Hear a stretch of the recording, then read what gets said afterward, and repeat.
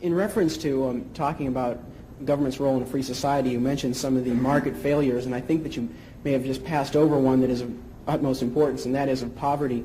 And in prefacing my question, I'd like to refer to what President Kennedy said, that if a free society cannot help the many who are poor, it cannot save the few who are rich. And to say that, well, we are a government of the people, and when there is a large sector of the people who are hurting, perhaps it is the responsibility of this government of the people to help out. Well, my question is regarding how free are the poor, how free are the unemployed, and how free are those people who are disadvantaged? Right. And so in reference to that, right, what is government's role? Sure. First of all,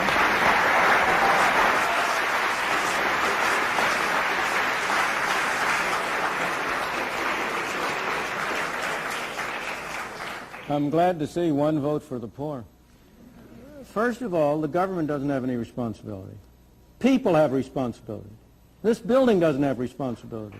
You and I have responsibility. People have responsibility.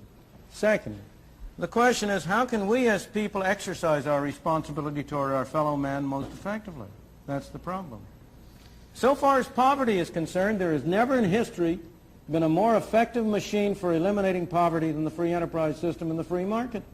The period in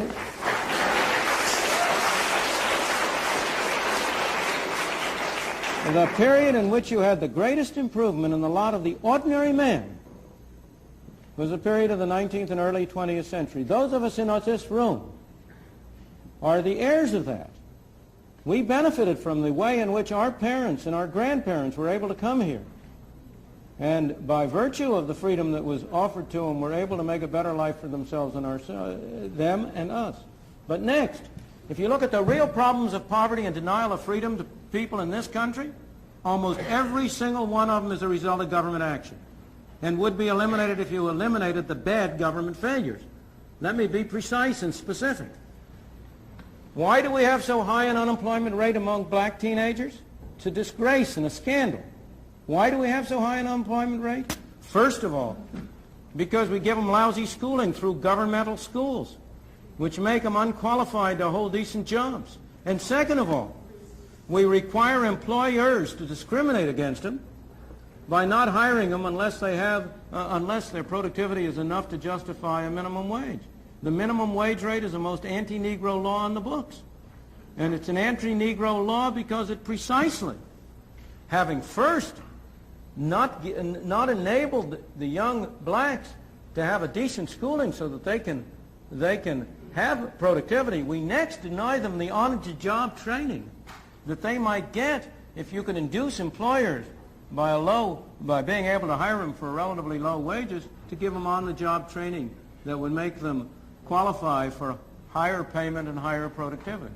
In the third place, we have constructed a governmental welfare scheme which has been a machine for producing poor people.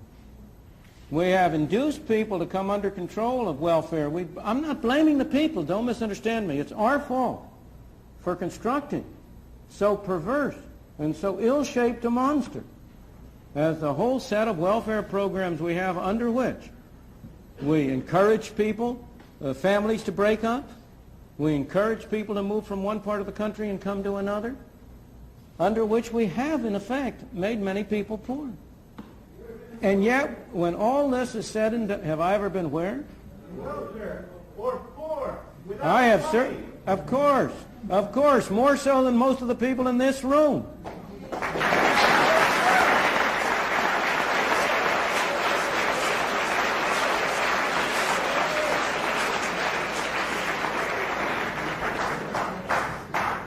How many of you have worked a 12-hour day and gotten paid 78 cents?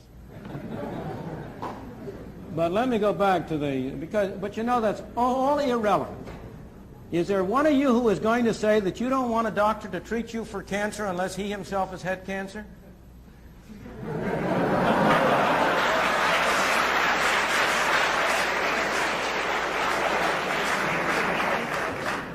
I could go down the line.